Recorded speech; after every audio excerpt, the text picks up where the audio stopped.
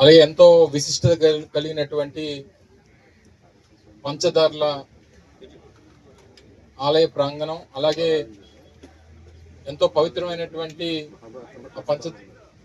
దగ్గర రండి కొంచెం పంచదార్ల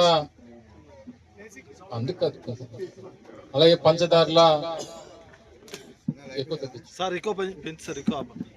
సో దీనికి సంబంధించి గడిచినటువంటి 2 రోజులుగా పెద్ద ఎత్తున పోరాటం చేపడుతున్నటువంటి ఈ ప్రాంత నాయకులు, వారికి సంఘీభావంగా విచ్చేసినటువంటి, ఇక్కడికి వస్తున్నటువంటివి రాబందులు, ఈ ప్రాంతం మీద ప్రేమతో పోటీ చేస్తున్నటువంటి వ్యక్తులు కాదు. ఈ ప్రాంతం తాలూకా సరిహద్దులు తెలియవు. ఈ పార్లమెంట్ లో ఏ నియోజకవర్గాలు ఉన్నాయి, నియోజకవర్గాల పేర్లు తెలియవు. ఈ ప్రాంతం తాలూకా నలుమూలలు ఏ వీధులు కూడా తెలియవు. కేవలం ఇక్కడ ఉన్నటువంటి పంచభూతాల్ని దోచుకోవడానికి మాత్రమే ఇక్కడికి వస్తా ఉన్నారు. అప్రమత్తంగా ఉండండి, ఓటేసేటప్పుడు ఆలోచించి ఓటేయండి అని చెప్పి ఎన్నికల్లో చెప్పాం. బహుశా నాకు తెలిసి అనకాపల్లి పార్లమెంట్ నియోజకవర్గ చరిత్రలో, స్వతంత్రం వచ్చిన తర్వాత అనకాపల్లి పార్లమెంట్ నియోజకవర్గ చరిత్రలో ఏ పార్లమెంట్ సభ్యుడికి ఇవ్వనటువంటి పెద్ద మెజార్టీని ఇచ్చారు. దాదాపు 3 లక్షల ఓట్ల మెజార్టీని ఇచ్చారు. మెజార్టీని ఇచ్చి గెలిపిస్తే గెలిచినటువంటి వ్యక్తి ఏమనుకున్నాడంటే, అనకాపల్లి నియోజకవర్గంలో ఉన్నటువంటి ప్రజలు నాకు ఒక బ్లాంక్ చెక్ ఇచ్చారు, ఇక్కడ ఉన్నటువంటి పంచభూతాల్ని దోచుకోవడానికి నాకు ఈ ప్రాంతాన్ని రాసిచ్చేశారని చెప్పని అనుకున్నారు. గెలిచినటువంటి రోజు నుంచి నాకు తెలిసి 7 నియోజకవర్గాల్లో పర్యటించాడో లేదో కూడా తెలియదు. ఈ ప్రాంతంలో ఉన్నటువంటి సమస్యలు తెలుసుకున్నాడో లేదో తెలియదు. ఈ ప్రాంతంలో ప్రజల తాలూకు బాధలు తెలుసుకున్నాడో లేదో తెలియదు. కానీ ఏ కొండని గొండ చేయాలనేటువంటి దాని మీద మాత్రం ఒక రూట్ మ్యాప్ ని గడిచినటువంటి 2 సంవత్సరాల్లో తయారు చేసుకున్నారు. దాని ప్రకారం కొన్ని వందల లారీలు గ్రావెల్ కానీ, లేదా అనకాపల్లి నుంచి రోడ్డు మెట్లు కానీ, లేదా ఇంకోటి కానీ, లేకపోతే చెరువులో మట్టి కానీ దేన్ని వదలలేదు. చివరికి అత్యంత పవిత్రమైనటువంటిది పంచదారులు అంటే, ఈ చుట్టుపక్కల ఉన్నటువంటి జిల్లాల్లో మహాశివరాత్రి జరిగితే లేదా కార్తీక మాసంలో లక్షలాది మంది భక్తులు వచ్చేటువంటి అత్యంత పవిత్రమైనటువంటి స్థలం పంచదార. కరువు వచ్చినా, కాటకం వచ్చినా, ఏదొచ్చినా సరే ఏ రోజు ఆ పంచదార, ఆ దారులు ఏ రోజు ఆగలేదనేటువంటిది చరిత్ర చెప్తా ఉంది. ప్రాంతం కోసం, ఈ ప్రాంత భవిష్యత్తు కోసం, ఈ ప్రాంత పవిత్రతను కాపాడడం కోసం ప్రతిపక్షంలో ఉండైనా సరే ఈ ప్రాంతం కోసం పోరాటం చేసేటువంటి బాధ్యత మేము తీసుకుంటాం అనేటువంటి విషయాన్ని సందర్భంగా తెలియజేస్తాం. కానీ ఇటువంటి దొంగల్ని, దోపిడీదారుల్ని, అవినీతి పరుల్ని ఓటేసి గెలిపించినటువంటి ఈ ప్రాంత ప్రజలు ఒక్కసారి ఆలోచన చేయమని చెప్పి మరొకసారి కోరుతూ, జరిగినటువంటి తప్పుని మరి ఇప్పుడు ఏం చేయలేం, కానీ వచ్చే కాలంలో ఉన్న సరిదిద్దుకునేటువంటి కార్యక్రమం చేయమని చెప్పి మరొకసారి అనకాపల్లి జిల్లా ప్రజల్ని మరొకసారి సందర్భంగా కోరుకుంటూ, ఈ పోరాటాన్ని ఏ రకంగా ముందుకు తీసుకెళ్లాలనేటువంటి విషయాలన్నీ కూడా పెద్దలు కన్నబాబు గారు కూడా మాట్లాడతారు. ఆ ప్రకారం జిల్లా యావత్తు, ఉమ్మడి విశాఖపట్నం జిల్లా యావత్తు ఈ కార్యక్రమాన్ని టేకప్ చేస్తాం. అవసరమైతే కొంతమంది సనాతన ధర్మం మీద పోరాటం చేసేటువంటి వ్యక్తులు పెద్దలు చాలా మంది ఉన్నారు, వారిని కూడా తీసుకుని వచ్చి ఈ పవిత్రతను ఏ రకంగా కాపాడాలనేటువంటి దాని మీద కూడా పోరాటం కార్యక్రమం భాగస్వాములు చేద్దాం. మరొకసారి ఈ సందర్భంగా మమ్మల్ని ఈ పోరాటంలో భాగస్వాములు చేసినటువంటి పెద్దలు ధర్మశ్రీ గారిని, ఈ ప్రాంత నాయకులను అందరినీ కూడా మరొకసారి హృదయపూర్వకంగా వారి కృతజ్ఞతలు తెలియజేసుకుంటూ సెలవు తీసుకుంటాం. ఆలోచన చేయమని చెప్పి కోరుతా ఉన్నాం. సనాతన ధర్మం అన్నారు,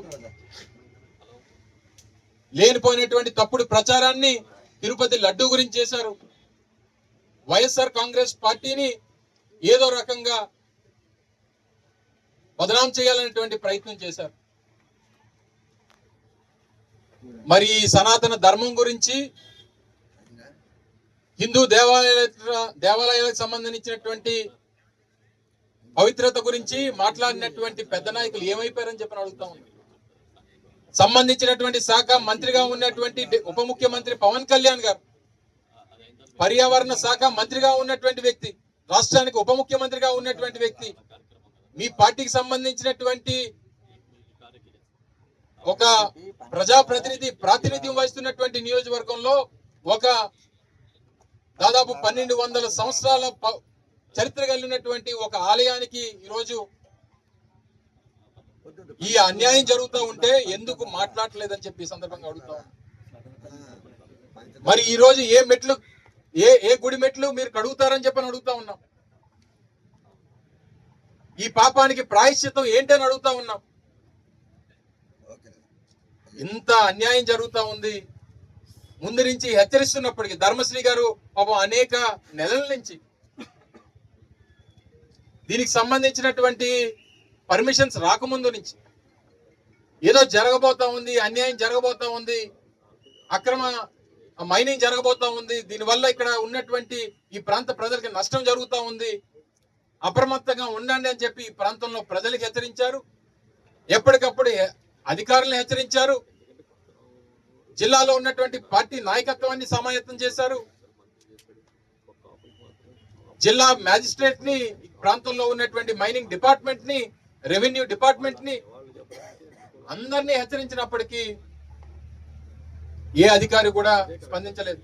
ఈ సందర్భంగా తెలియజేస్తా ఉన్నాం, దీంట్లో ఇన్వాల్వ్ అయినటువంటి ప్రతి అధికారి రేపు వైఎస్ఆర్ కాంగ్రెస్ పార్టీ ప్రభుత్వం వచ్చిన తర్వాత మూల్యం చెల్లించుకోక తప్పదు అనేటువంటి విషయాన్ని సందర్భంగా తెలియజేస్తాం. ప్రజాప్రతినిధులు తప్పించుకోవచ్చు, రేపు ఓడిపోయి వారి సొంత జిల్లాలు పోవచ్చు, లేదా హైదరాబాద్ మకాం మార్చుకోవచ్చు. కానీ ఇందులో ఇన్వాల్వ్ అయినటువంటి అధికారులు మాత్రం ఇక్కడే ఉండాలి, ఇక్కడే పనిచేయాలి, ఈ ప్రభుత్వంలోనే ఉండాలి. రేపు వైఎస్ఆర్ కాంగ్రెస్ పార్టీ ప్రభుత్వం వచ్చిన తర్వాత మీరు చేసినటువంటి పాపాలన్నిటికీ కూడా మీకు ప్రాయశ్చిత్తం అనేటువంటిది ఏంటో అనేటువంటిది చూపిస్తాం అనేటువంటిది సందర్భంగా తెలియజేస్తా ఉన్నాం. ఇప్పటికన్నా మీరు మీ పద్ధతి మార్చుకోండి.